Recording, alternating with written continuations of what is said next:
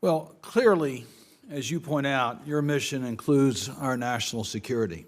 We're seeing the growth of a new weapon that's being used against our democratic institutions, and it's called disinformation. And we see it deployed around the world.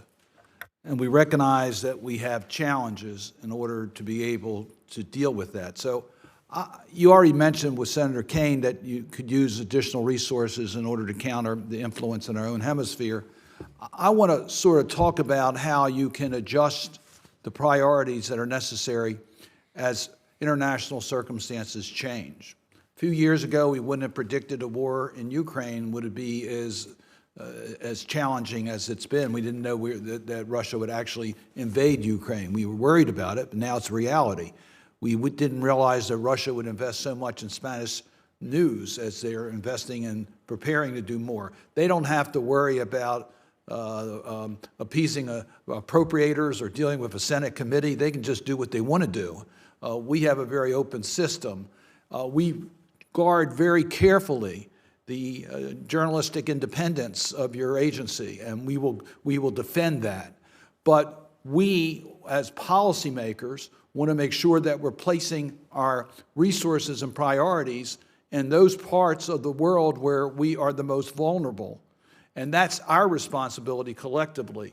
Now, we've changed your structure a couple times in the last few years. One of the issues I've always been concerned about with the local turf issues of the different grantees or organizations you have, are you as nimble as you need to be to respond to the current challenges? We know what China, we know what China's up to, and it's not in our national security interest to allow their disinformation to move unchallenged, and we know what Russia's at. Are you able to marshal the resources to deal with the contemporary needs that we have on our national security?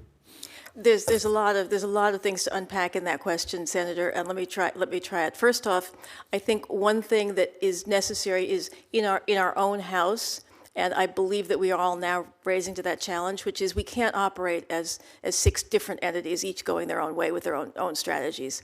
The world is now much more interlinked, and we need to restructure ourselves and also restructure our habits and our ways of thinking in order to use USAGM as a whole to fight the fact that this disinformation is coming from 3 primary actors and spreading out around the entire world. And when you talk about the fact that we get kind of caught with our on the wrong foot, you mentioned the fact that, or someone earlier mentioned the fact that the Latin America region is very underfunded. And that's because, for years and years, it was kind of considered a reasonably, it needed information, but it wasn't the prime target of such amazing disinformation as it is now. So we have to adjust to meet that, and that's true in other parts of the world as well. And let's see the other question. Are we nimble enough and able to get our resources up quick enough? Well, Congress has in fact been extremely responsive to these challenges, and we appreciate that. But we need to be able to get funds and deploy them more quickly, and also we need to think about different structures that will help us be more flexible and take red tape, take friction out of the system, help us get our work to the audiences they need to be much more efficiently, much more quickly. But do you have the legal authority to adjust the resources to meet the current priorities of our nation, knowing that you have grantees, knowing that you have commitments of personnel around the world? Can you adjust that under the authority that you have? And do you feel like you can do that in order to meet what it may be the current priorities? Technically, I believe that authority rests with me. Practically, your question is, do you have the authority and can you use that authority?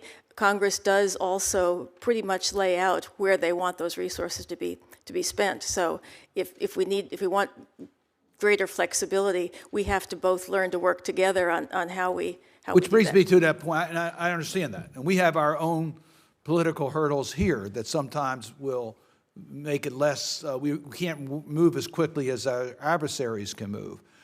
So the question is, how do we work together? How do we get that information from you as to what we need to do in adjusting resources? We may not be able to add, but we may want to adjust where the resources are being placed. How do we make sure we have that information?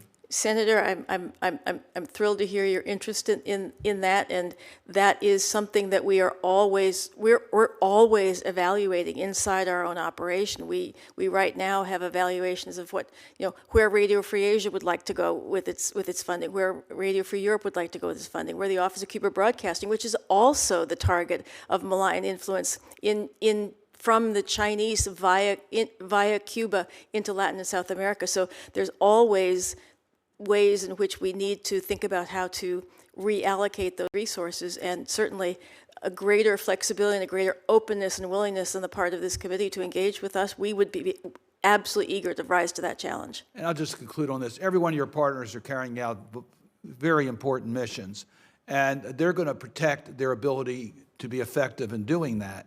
But if our priority is to shift to a different region, we may have to adjust resources in order to meet the current risks. And that's sometimes difficult politically to do, but we have to have a way in which we can try to make those decisions. In every budget, no matter how generous and large it is, you always have to make tough choices about reallocation of allocation of the assets to meet whatever the greatest challenge is. Senator Rick.